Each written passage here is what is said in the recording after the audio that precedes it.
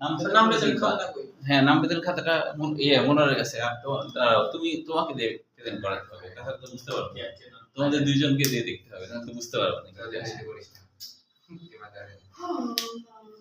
আচ্ছা হ্যাঁ অনেকজন আসছে হ্যাঁ সাদিকার কাছ থেকে কি ছুটি নিছে আজকে ওই কি যে একজন ছুটি নিল কিন্তু নামটা কি বললো ছেলে হ্যাঁ ও তাহলে সাদিকে হবে আচ্ছা এবার দেখো যে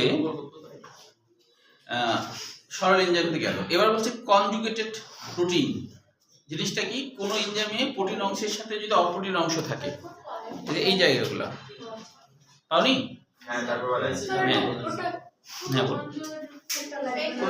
না ওটা লাগছে পাইছি আচ্ছা এগুলো জ্ঞানমূলক কোশ্চেনের জন্য হ্যাঁ না এগুলো লাগবে না হ্যাঁ এটা লাগবে কিন্তু পরে আছে আগে দেখো কনজুগেটেড প্রোটিন তো বুঝলাম মানে প্রোটিনের সাথে যদি অন্য কিছু থাকে তাহলে কনজুগেটেড প্রোটিন অন্য কিছু বলতে ধরো লিপিড থাকলো কার্বোহাইড্রেট থাকলো অথবা ধাতব আয়ন কিছু থাকলো তাহলে কনজুগেটেড এখন দেখো কনজুগেটেড প্রোটিনের প্রোটিন অংশকে অ্যাপোএনজাইম বলে ওখানে যাচ্ছি একটু পরে আছে আগে এগুলো দেখো একটু পরে পুস্তিক আছে পুস্তিক মানে নকল ওই যে নকল করছিলাম না হ্যাঁ দেখো এখানে আছে তাহলে কনজুগেটেড প্রোটিনের প্রোটিন অংশকে বলা হয় অ্যাপোএনজাইম অর্থাৎ হলো যে অ্যাপো মানে অ্যাবসেন্ট যে এনজাইমে প্রোটিন ছাড়া অন্য কিছু নাই অ্যাবসেন্ট এটাই হলো অ্যাপোএনজাইম কনজুগেটেড প্রোটিনের নন প্রোটিন অংশ ওই যে নন প্রোটিন অংশ মানে নকল যেমন সোনা বানানোর সময় কিন্তু দেয় একটু মানে তোমার হ্যাঁ খাদ দেয় যেটা সেটা হলো প্রস্থেটিক এই আর কি এখন অনেকেই আছে যে তোমার এমনি নকল কিছু সোনা টোনা পাওয়া যায় না চেন এগুলো পরে বাইরে যায় কারণ তোমার চুরি হওয়ার সম্ভাবনা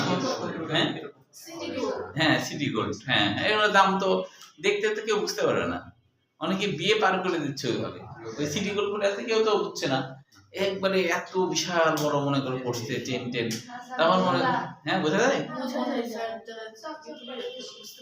চকচক বেশি করে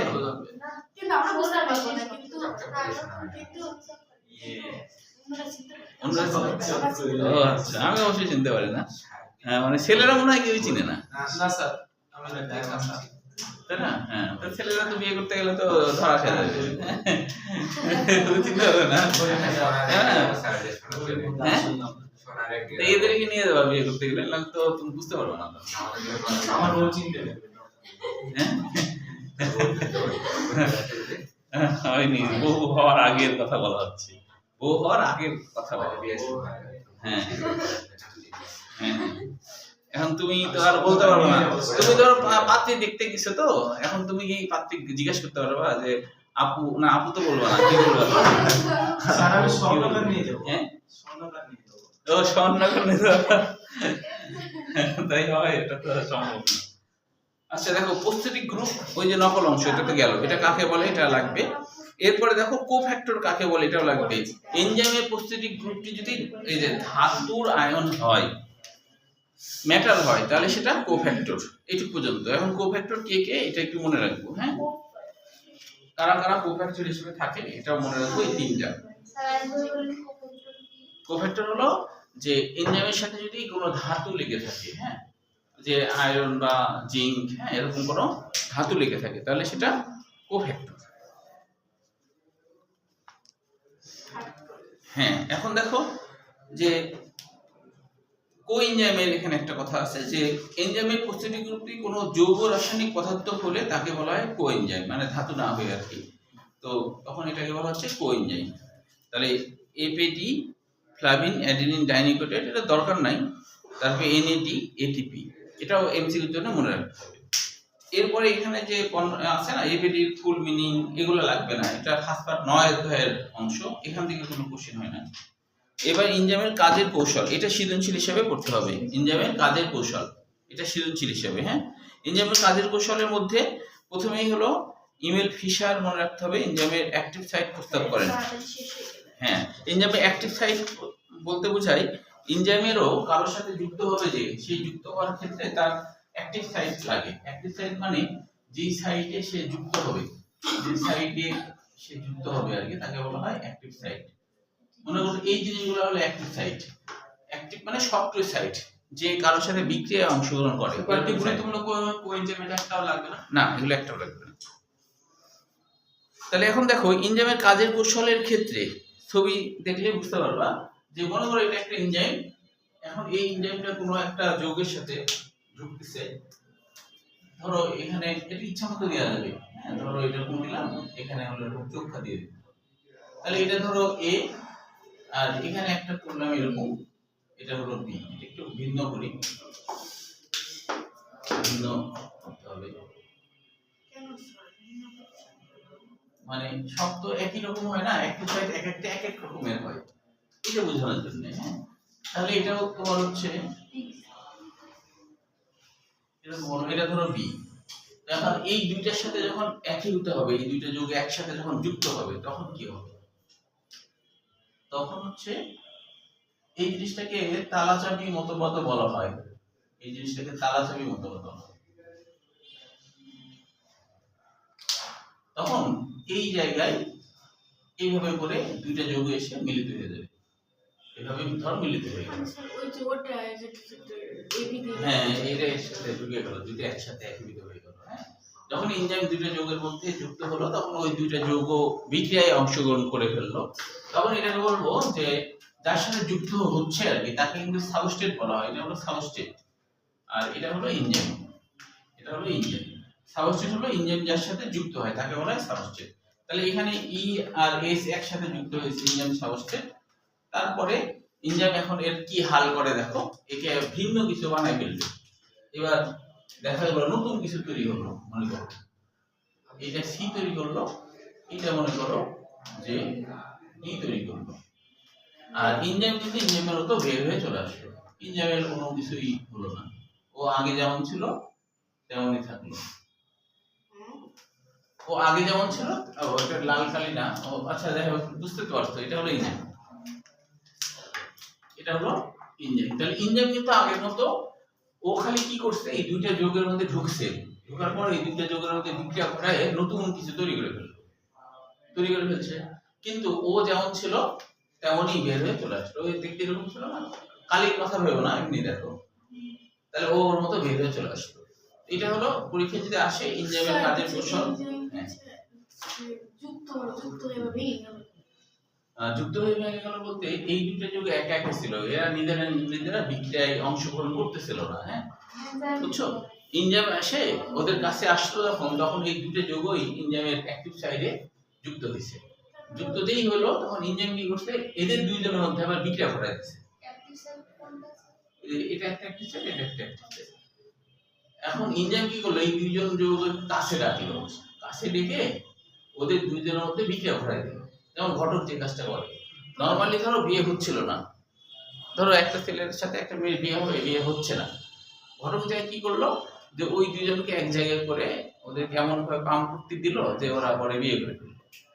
তো এখন মনে করো যে তারপরে এনজাইম কিন্তু বিয়ে করার পরে ধরো ওদের মধ্যে সারাক্ষণ খালি ঝগড়া লেগেই আছে। হ্যাঁ, তো সারাক্ষণ ঝগড়া লেগে আছে, তো হ্যাঁ তখন ডিভোর্স। কিন্তু ওই এর কি হবে, ওই মানে যে ঘটক ওর কিন্তু কিছুই হলো না, ও তোর মতো ওই আর কি। তো এখানে তাই এদের মধ্যে বিক্রিয়া ঘটায়, দেখো এদেরকে পরিবর্তন করে অন্য কিছু বানাই ফেলছে। আগে ছিল মানুষ, পরে মনে করো গরু ছাগল বানাই ফেলছে, একবারে পাগল টাগল হয়ে গেছে। হ্যাঁ, এরকম একটা ব্যাপার। হ্যাঁ, যে যে ওই যে একটা গল্প আছে যে একটা লোক বলছে যে আমি হলো যে বিপদে যখন পড়ি তখন হচ্ছে আমি আমার বোর ছবি দেখি। তো বললেন, তখন বলছে যে তাহলে বউকে আপনি এত ভালোবাসেন যে বিপদে পড়লে আপনি বোর ছবি দেখেন? তখন বলছে না, আমি বোর ছবি এই কারণে দেখি, এত বড় বিপদ আমার জীবনে যখন আসছে তখন এইসব বিপদ কিছুই না, এটা মনে করো, চিন্তা করো।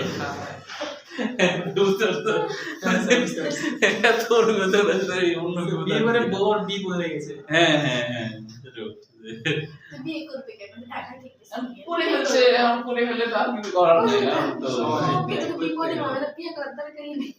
প্রথমে বুঝিনি, এখন পরে বিয়ে করার পরে বিপদে পড়ে গেছে। হ্যাঁ, শখের বয়সে করছে। হ্যাঁ, এই আর কি। তাই বলছে যে ওই জন্য আর কি বোর্ড ছবি দেখি। মানুষজন ছিল মনে হচ্ছে কত ভালোবাসে, কিন্তু আসলে দেখে এত বড় বিপদ যখন হ্যাঁ এতে বিপরীত, এত বড় বিপদ যখন আসছে তখন অন্য বিপদ আমার কাছে কিছুই না যায়। এই আর কি। আচ্ছা দেখো, তাহলে হচ্ছে এবার এইখানে ভাষাগত কিছু কথাবার্তা আছে, এগুলো আমরা বুঝবো। হ্যাঁ একটু খেয়াল করো। হ্যাঁ সেটা বলি, এটা তো সৃজনশীলের জন্য পড়বা, কিন্তু যখন তুমি এমসিকিউর জন্য তখন হচ্ছে হ্যাঁ বলো।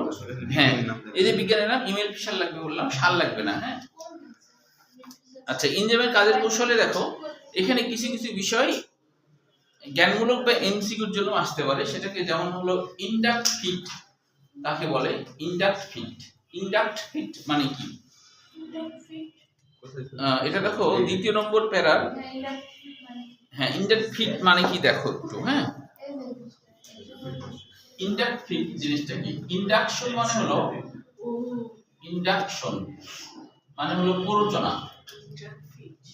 প্ররোচনা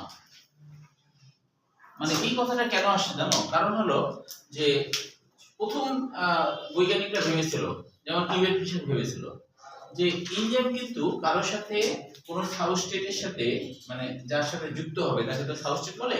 ইঞ্জিন কারোর সাথে যুক্ত হতে গেলে অবশ্যই তার অ্যাক্টিভ সাইড মিলতে হবে। মিলা মানে তালা চাবির মতো মিলতে হবে। এটা এরকম, এটা এরকম, এটা এরকম, এটা এরকম, এরকম মিলতে হবে। না যদি মিলে তাহলে কখনো ইঞ্জিন কারোর সাথে যুক্ত হবে না। ব্যাপারটা এরকম।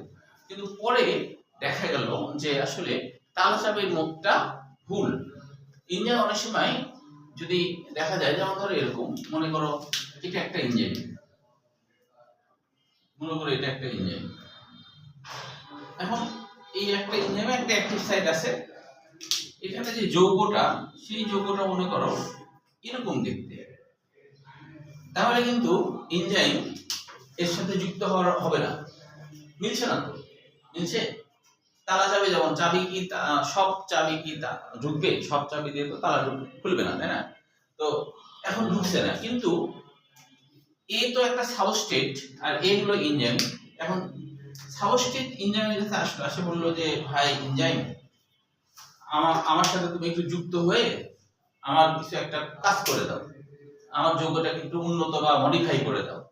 তখন ইঞ্জিন বলে সাবস্টেটকে যে তোমাকে তো আমি নিতে পারবো না, কারণ তুমি তোমার সাইজটা তো ভিন্ন, দেখছো না আমি কেমন আর তুমি কেমন, তো হবে না। তুমি ঠিক হয়ে আসো, তুমি ঠিক হয়ে আসো, আমার মতো অ্যাক্টিভ সাইড করো, তাহলে আমি তোমাকে নিব। তখন সাবস্টেট প্ররোচনা শুরু করলো, বললো যে ভাই ইঞ্জিন, আমার পক্ষে সম্ভব না যে সাইজ সুইজ ঠিকঠাক করা, তো ভাই তুমি যদি একটু আমার মতো সাইজ হতা, আমার মানে আমি যেরকম সেরকম যদি তুমি হইতা তাহলে তো হয়, আমার পক্ষে সম্ভব না, তুমি একটু ব্যবস্থা করো। তাহলে এই যে প্ররোচনা করছে সাবস্টেট, প্ররোচনা করছে, প্ররোচনা করলো, তখন দেখা গেল এই ইঞ্জিন তখন কি করলো, নিজেকেই পরিবর্তন করে ফেলল, পরিবর্তন করে এর মতো হয়ে গেল। মানে ইঞ্জিন নিজেই পরিবর্তন হয়ে গেল। সাবস্টেট তো স্যার পরিবর্তন হতে পারবে না। হ্যাঁ হ্যাঁ সাবস্টেট তো পরিবর্তন হতে পারবে না, আগেই বলছে যে সে পরিবর্তন হতে পারবে না। তখন ইঞ্জিনই নিজেই পরিবর্তন হয়ে গেল। যেমন ধরো হাত মোজাগুলো আমাদের হাতের থেকে একটু সাইজে ছোট হয়, কিন্তু পরার পরে কি অটোমেটিকলি হাত মোজা খুলে যাচ্ছে, খুলে যায় আমাদের হাতে লাগে যায়, তাই না? কিন্তু তুমি প্রথমে দেখে যদি বলো এই আমার হাত কত বড়, একটু মোজা হবে না তো, এখন হাত কি ছোট হবে? হাত তো ছোট হবে না। এই কি খেয়াল করো, হাত কি ছোট হবে? মোজাটাই বড় হয়ে যাবে, মোজাটা বড় হয়ে যাবে, তাই না? মোজা ছোট না, মোজা তো ছোট, বড় হয়ে যাবে। তো তাই বলা হচ্ছে পরবর্তীতে তালা চাবি মতবাদটা মিথ্যা প্রমাণিত হলো, যে না ইঞ্জিনের সাথে অ্যাক্টিভ সাইড না মিললেও ইঞ্জিন সাবস্টেটের সাথে যুক্ত হতে পারে, ইঞ্জিন সাবস্টেটের সাথে যুক্ত হতে পারে। না এটা বুঝতে যায় তখন অমনোযোগী হয়ে যায়। তাহলে হচ্ছে যে আমি কি বলি। আচ্ছা দেখো, তাহলে এই যে এই জিনিসটাকে বলা হচ্ছে ইনডাক্ট ফিট মানে প্ররোচনা করে, হ্যাঁ প্ররোচনা করে এটার সাথে যুক্ত হলো, মানে এর সাইজেও তখন ও নিজেই তখন ওর সাথে যুক্ত হওয়ার জন্য এরকম হয়ে গেল। তাহলে কি এখন ঢুকবে সুন্দর করে? তাহলে এই জন্য এর নাম হলো ইনডাক্ট ফিট। এটাকে বলা হয় ও, এটা হলো যে ইন্ডাকশন মানে আসলে প্ররোচনা, আর ইনডাক্ট মানে হলো অ্যাডজেক্টিভ। হ্যাঁ অ্যাডজেক্টিভ মানে যে পরিচালনা করতেছে আর কি। হ্যাঁ, আর নাউন হলো ইন্ডাকশন মানে পরিচালনা করা। এই কারণে তালাচাবি মতবাদ পরিত্যাজ্য বলে হলো। ঠিক আছে। আচ্ছা, এই যে তালাচাবিটা, এই যে এটা হলো তালা, এটা হলো চাবি, মিলে যাচ্ছে সুন্দর করে, কিন্তু এখানে কি মিলছিল? প্রথমে তো মিলেনি, তাই না? তাহলে তালাচাবি মতবাদটা ভুল। পরে বললো যে না, এনজাইম সাবস্ট্রেটের সাথে না মিললেও যুক্ত হতে পারে। বুঝতে পারছো এটাই? আচ্ছা, এখন আরেকটা বিষয় মনে রাখতে হবে যে ইনহিবিটর, ইনহিবিটর মানে বাধা দানকারী, ইনহিবিটর মানে বাধা দানকারী।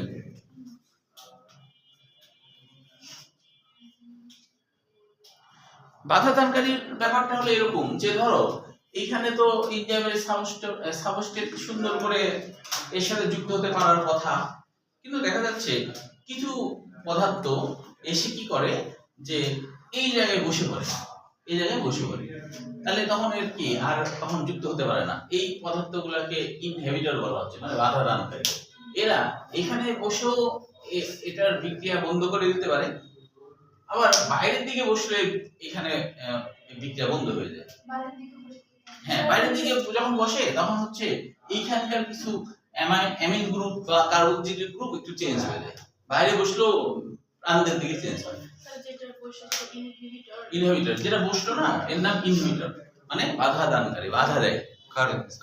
হ্যাঁ বলো। কারণ কারণ যেমন ধরো একটা চেয়ার আছে, হ্যাঁ, ওই চেয়ারে মনে করো বসবে, মনে করো খুব ভালো চেয়ার, ওই চেয়ারে মনে করো বসবে, মনে করো তোমার একজন কেউ বসবে মনে করো, হ্যাঁ, ওই সময় দেখা গেল যে তুমি বসে পড়লে, তাহলে কি বুঝতে পারবে আরেকজন যে, তাই না? বুঝতে পারবে না তো, তাই না? ব্যাপারটা এরকম। এখন তুমি ধরো জামাই হিসেবে গেছো, তোমার জন্য একটা চেয়ার ঠিক করছে, এখন তোমার বন্ধু নিয়ে গেছো, বন্ধু বলছে এত সুন্দর চেয়ার, আমি বসে দেয়, ও বসে গেল, এখন তুমি তো বন্ধু উঠায় আবার বসতে যাবে না, যে কেমন দেখায়, তাই না? ব্যাপারটা এরকম। বুঝতে পারছো?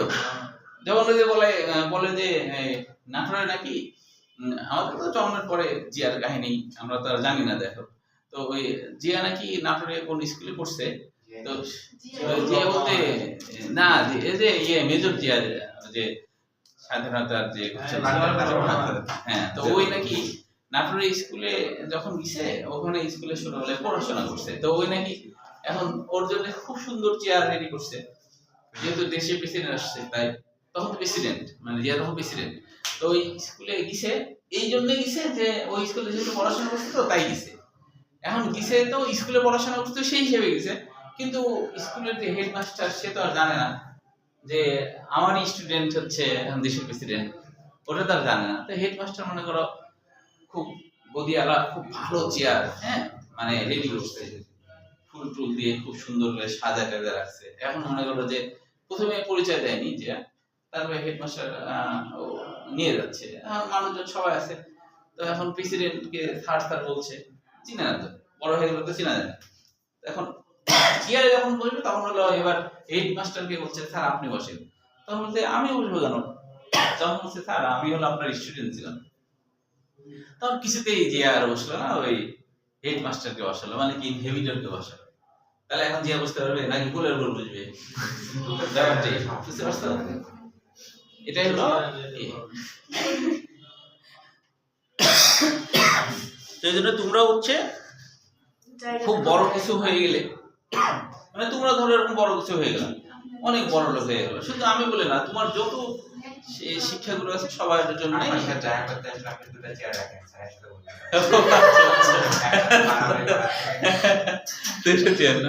মানে জোয়ার মধ্যে হচ্ছে বলা যায় না, ওইও তো দেশের প্রেসিডেন্ট হতে পারে বা প্রধানমন্ত্রী হতে পারে। হ্যাঁ, আচ্ছা, আরেকটা বিষয় লাগবে ইনহিবিটর, তাহলে এটা একটা আরেকটা শব্দ অ্যালোস্টেরিক সাইট, এটা একটু দেখো লাস্টের দিকে।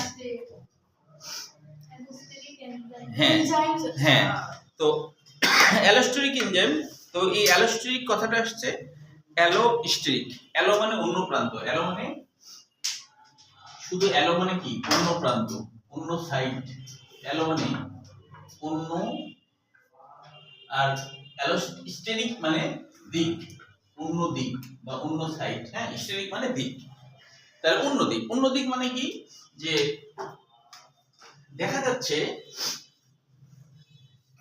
কিছু কিছু এনজাইম থাকে, কিছু কিছু এনজাইম আছে যে এদিকে ধরো তার অ্যাক্টিভ সাইট, কিন্তু এখানে আগেই কেউ একজন বসে আছে, ইনহিবিটর বসে আছে।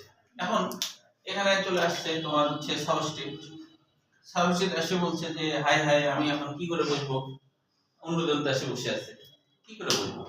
তখন এনজাইম বলছে টেনশনের কোনো কারণ নাই, আমি বসার জন্য ওই যে জোগাড়ের মতো বসার জন্য আমি আমার অন্য সাইডেও চেয়ার রাখছি, কাজেই তুমি টেনশন নিও না, তুমি অন্য সাইডে বসো।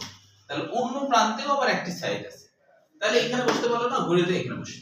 তো এই ধরনের এনজাইমকে বলা হয় অ্যালোস্টেরিক এনজাইম। বুঝা গেল? এগুলোও কিন্তু জ্ঞানমূলক হিসেবে আসলে বানাই লিখবা এই, এছাড়া বাকি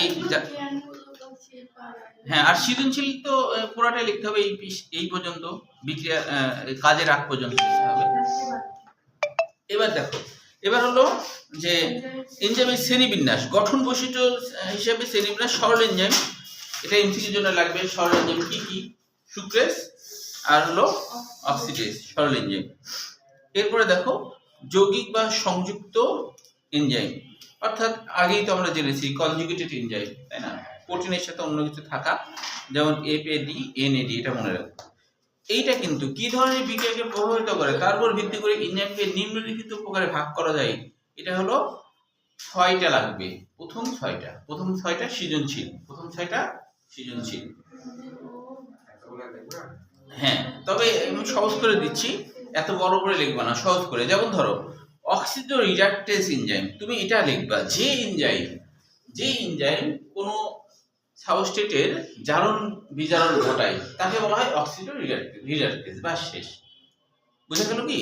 তাহলে যে এনজাইম কোনো সাবস্ট্রেটের জারণ বিজারণ ঘটায় তাকে বলা হয় অক্সিডো রিডাকটেজ, শেষ। এইটুকু। তারপর উদাহরণ কি দিবা? যদি এটা, তাহলে এটা 1 নম্বরটা বড় উদাহরণ আছে, যে এনজাইম সাবস্ট্রেটের জারণ বিজারণ ঘটায়, এইটুকু দিতে হবে, আর কিছু না। মানে 6টা লেখার সময় তো অত বড় করে লেখার টাইম নাই। হ্যাঁ, তবে এটা অন্য বইয়ে একটু সহজ মনে হয় উদাহরণ আছে, তো এই জন্য সেটা আমি লিখছি। অন্য বইটা একটু সহজ করে হলো, সেটা হলো এই যে এরকম সাকসিনিক অ্যাসিড। হ্যাঁ, মানে এটার পরিবর্তে এটা লিখতে পারো, বা যেটা আছে সেটাও লিখতে পারো। এটা হলো উদাহরণ, এটা দিয়ে আছে অন্য বই। হ্যাঁ, অন্য বই এটা দিয়ে আছে। হ্যাঁ, অন্য বই এটা দিয়ে আছে।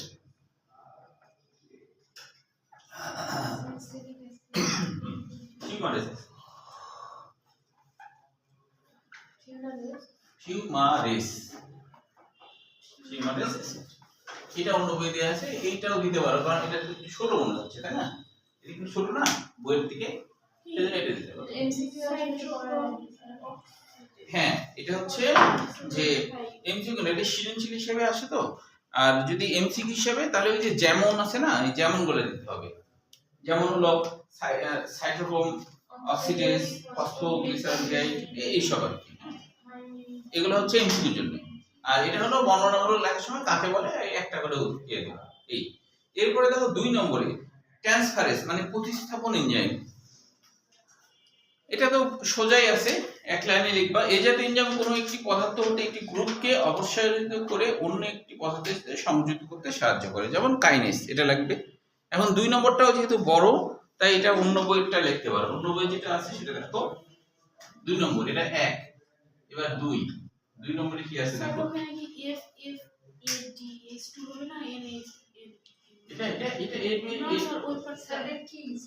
এটা কোনটা কথা বলছো? প্রথমটা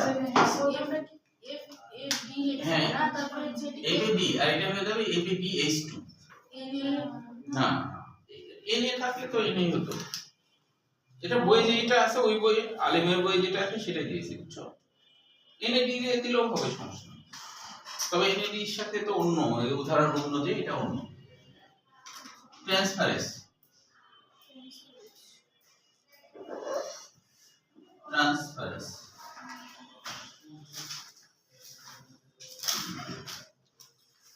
দেখো রাইবোলোজ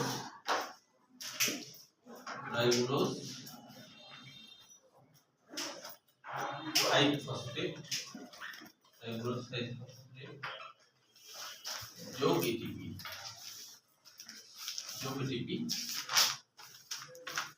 তারপরে কাইনেস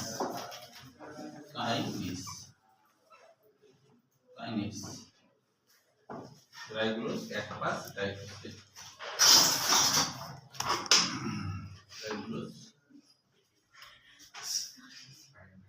আর আপনার ফোন করে গেছিল তাই পড়ে গেছিল শব্দ হয়নি স্যার আচ্ছা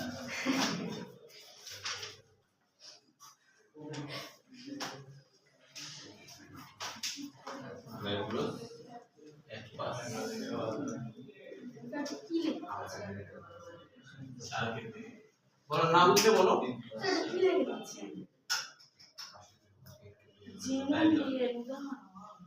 মানে বুঝনি আমি বললাম যে তোমাদের আবুল হাসান স্যারের বইয়ে যে উদাহরণগুলো আছে হ্যাঁ সেটা একটু বড় তাই না অন্য বইয়ে একটু সহজ করে আছে তাই এই সহজ করে লিখে দিচ্ছি আর যদি মনে হয় বইটা করবো তাও হবে তাতে কোনো সমস্যা নাই হ্যাঁ হ্যাঁ অ্যাডমিশন অনেক সময় আসে অন্য বইটা দেয় যে অনেক সময় এই জন্য হাইড্রোলাইটিক তাহলে এটা তো বুঝতে পারছো যে এনজাইম কোনো পদার্থের বিশেষ বন্ডে হ্যাঁ বলো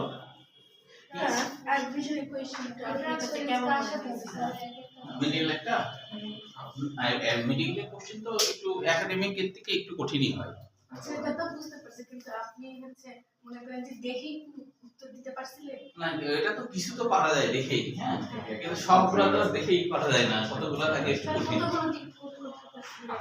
ও আচ্ছা তোমার মানে 30টা থাকে তো বায়োলজিতে 30টা থাকে যে মানে দেখি আমরা তো পারবো যেহেতু আমরা পড়াই আমরা তো পারবো কিন্তু হচ্ছে যে তারপর 4-5টা কোশ্চেন ভেবে উত্তর দিতে হয় এরকম মানে হুট করে পারা যায় না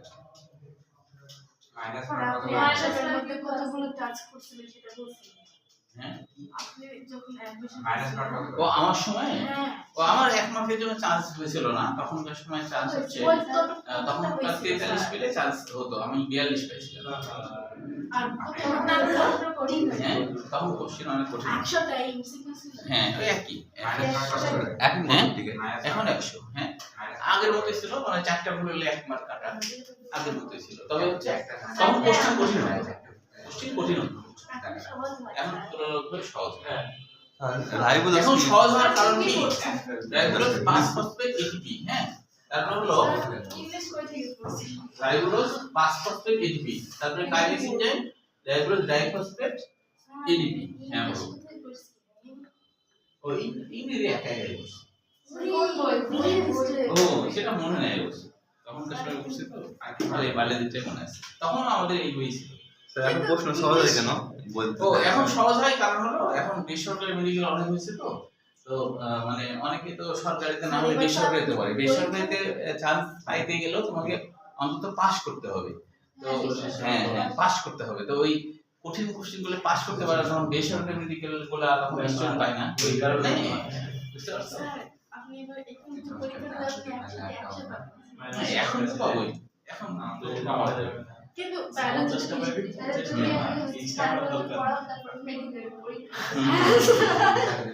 আমি তো একদিন স্বপ্ন দেখতে লেগেছিলাম দুই এক বছর আগে একদিন স্বপ্ন দেখছি যে আমার হলো মেডিকেলে চান্স হচ্ছে তখন মেডিকেলে চান্স হচ্ছে স্বপ্ন দেখছি যে মেডিকেলে চান্স হচ্ছে এখন আমি আবার ভাবছি যে মানে স্বপ্ন মানে তো উল্টাপাল্টা আমি ভাবছি যে আমার তো মেডিকেলে চান্স হলো তো এখন কিন্তু হচ্ছে যে আমি তো প্রাইভেট পড়াই তো এখন হচ্ছে যে এই জন্য হচ্ছে ভালোভাবে শিখতে হবে আমাকে তাহলে তো রাজশাহী বিশ্ববিদ্যালয়ে আমাকে বায়োলজিতে পড়তে হবে যেহেতু বায়োলজিতে মানে উল্টাপাল্টা তো মানে এদিকে আমি ভাবছি যে মেডিকেলে চান্স দিচ্ছে আবার ওদিকে ওটা পড়তে হবে কারণ প্রাইভেট পড়ায় ভালো করে শিখতে হবে তাহলে অনার্সে করতে হবে তখন আমি ভাবছি তাহলে আমি দুই জায়গায় পড়বো মেডিকেলে পড়বো আবার বিশ্ববিদ্যালয়ে পড়বো তাই ভাবছি তো রুটিন মিলাচ্ছি যে দুই জায়গায় করা যাবে কিনা সেটাই আচ্ছা এটা লেখা হয়েছে আশা করি এরপরে দেখো ট্রান্স হাইড্রোলাইটিক এনজাইম এটা যা আছে সোজা এটা সমস্যা নাই তারপরে দেখো লাইস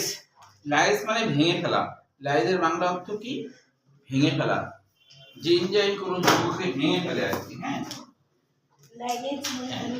লাইস মানে ভেঙে ফেলা এটাও সোজা আছে, এটা অন্য এই বইয়ের থেকে ওই বই আলাদা না, মানে সেম এই জন্য এটা দরকার নাই। এরপরে দেখো আইসোমারেস। আইসোমারেস মানে হলো আইসোমার, কোন যৌগের আইসোমার করা। আইসোমার মানে কি? কারো আণবিক গঠন ঠিক রেখে গাঠনিক গঠন ভিন্ন করে দেয়া, এটাকে বলা হয় আইসোমার। আইসোমারের কাজ কি? কোন যৌগের আণবিক গঠন ঠিক রেখে গাঠনিক গঠন ভিন্ন করে দেয়া। যেমন গ্লুকোজ আছে, ফ্রুক্টোজ করলাম, আণবিক গঠন কিন্তু সেম। এটাই হলো আইসোমারেস এনজাইমের কাজ। তাহলে এখানে উদাহরণ হলো ভিন্ন করে দেয়া। যেমন অ্যালডিহাইড মূলক আছে, ওটা কিটোন মূলক বানালো এই। এরপরে দেখো লাইগেস। লাইগেসের বাংলা অর্থ কিন্তু আসলে লাগানো বা জোড়া দেয়া, এরকম বোঝায়। লাইগেসের বাংলা অর্থ লাগানো বা জোড়া দেয়া। তাহলে এইটা 6 নম্বরের কোনো লিখছি না, 6 নম্বরে যেটা আছে সেটাই। 6 নম্বরে হচ্ছে যে গ্লুটামিক অ্যাসিড, অ্যামোনিয়া, ATP, এই যে জোড়া দেয়া আর কি। গ্লুটামিন হলো, হ্যাঁ ওগুলা তো এমসিকিউর জন্য, যে নিম্নের কোনটি লাইগেস এনজাইমের উদাহরণ নয় বা উদাহরণ এরকম। আমি কি বললাম? কোনটা বললাম? স্যার আমি যে বলছি যে বিক্রিয়া করে যে উপরে যে লেখা আছে না, এটাও লিখতে হবে। হ্যাঁ, মানে তুমি যখন আইসোমারেস এনজাইম লিখবা তখন কাকে বলে লিখবা, তার সাথে উদাহরণ দিবা। একটা উদাহরণ দিলেই হবে, তারপরে এই বিক্রিয়াটাও দিতে হবে। বুঝতে পারছো? আচ্ছা, সবসময় 6টা আসে তা না, বেশিরভাগ সময় 3টা আসে। চল, বেশিরভাগ সময় 3টা আসে, কখনো কখনো 2টা আসে। ও এই যে ধরো এই ছবিটা দিয়েছে, যে এরকম একটা ছবি দিয়ে দিল, দিয়ে বললো যে এখানে যে বিক্রিয়া ঘটছে তার শ্রেণীবিন্যাস করো। তার হলো এই যে এনজাইমের কারণে এই বিক্রিয়া ঘটছে, এরকম এনজাইমের আরো 3টি বিক্রিয়া দেখাও, বা এরকম 3টা হলো গঠন বর্ণনা করো এরকম। হ্যাঁ, সিরিয়াল না হলেও হবে, সমস্যা নেই। স্যার শেষ করে পারলেন না স্যার। তারপরে দিদিকে এই টাইম হচ্ছে আমরা নিচ্ছি। হ্যাঁ, এটা শেষ হোক। এই অধ্যায়টা হ্যাঁ, অধ্যায়টা শেষ হোক। আরেকদিন হ্যাঁ, আর একটুখানি ছিল, আর অল্প একটু ছিল, আর কি। তো তার নাম বেদেরটা একটু দেখে নাও দুইজনাই। হ্যাঁ, আমি দিতে